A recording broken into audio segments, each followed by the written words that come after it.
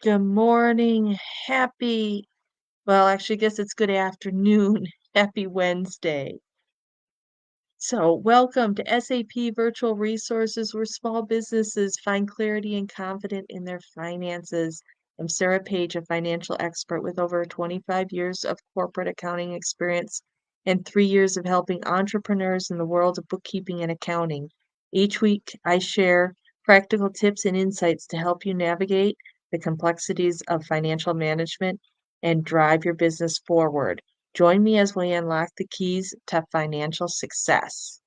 So, over the last few weeks, we have talked about tax deductions and some of the myths and misconceptions of what can and can't be taken. Today, I thought we'd wrap up by going over some of those little pesky red flags that the IRS looks for that can trigger an audit. So, just a couple of good tips. One of the things that can get you pulled for an audit is failing to report all of your income. When you provide service to other business owners, they're going to be filing a 1099 with the IRS and sending you a copy. If you don't take all of that into consideration, it could get flagged.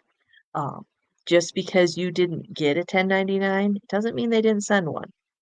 We all know how well the post office works, and especially during that time of year, they are overwhelmed and things can get lost. So, the best rule of thumb, any income you make in your business, record it. If a customer pays you in cash, put it in the bank, record it, and then make payments. If you do use the cash to just go and pick up some more parts, keep those receipts. Make sure that that is entered into your bookkeeping system. If you use QuickBooks, it would be probably a journal entry where you show that you received the payment in cash and then it was paid out, but make sure you are accounting for all of that because you do not want the IRS to say, hey, we have 20,000 in 1099s and they only recorded 15,000 because they're going to want to take a look at all your records and you don't want to be good friends with the IRS. Another one, they have industry benchmarks that they actually look at.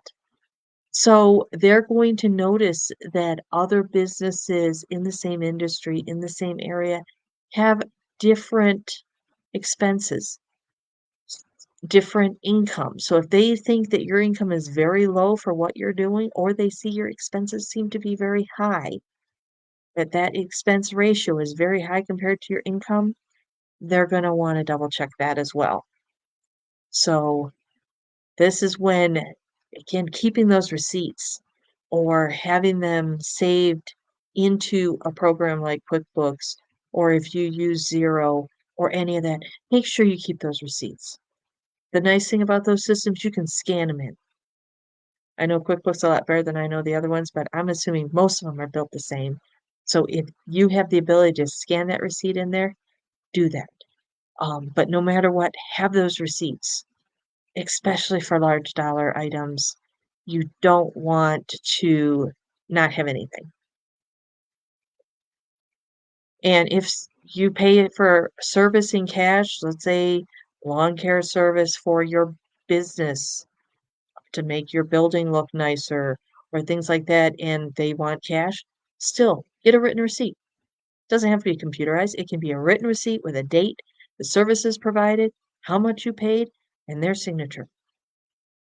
It would also help if their business information and contact information is on there. But I see a lot of professional invoices that don't have that either. So, but have something as a backup. And of course, as we had discussed on the different expenses that can and can't be taken, they're going to be looking at some of those special accounts, we'll say. The travel expenses, the entertainment expenses, the meal expenses, those things. They're going to want to see that you're only taking 50% of the business meals with clients or at conferences for traveling. and not that you met with a client, you stopped at Starbucks and picked up a coffee and counted that as a meal, because that is not a extra, that's not a business expense. It's more of a personal expense. So, um, and one of the last things I'll say, when you're running a business, I highly recommend that you hire a professional to do your taxes. Or if you do them yourself, do them on one of the programs, TurboTax. I know H&R Block has a system where you can put in your own, because that is going to help with math errors. Math errors seem to be one that I think is going down over the years. I haven't looked into it, but it used to be one of the biggest things that got people into audits because the math didn't add or subtract correctly. So, but I really believe, and I don't do my own taxes anymore since starting my firm, having a professional look it over. They can also check for the things that they know could be an issue.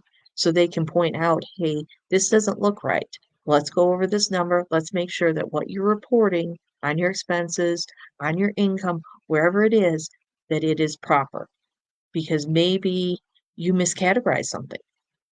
So your bank fees look really high because you accidentally put some roofing material to bank fees instead of job supplies or however.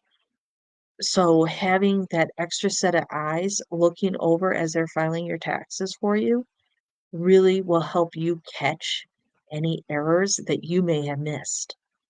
So I highly recommend having a professional tax person. I also obviously highly recommend having an accountant look over the numbers too, or help you put them together, because sometimes the tax person doesn't know your industry as well, so they might not catch the things.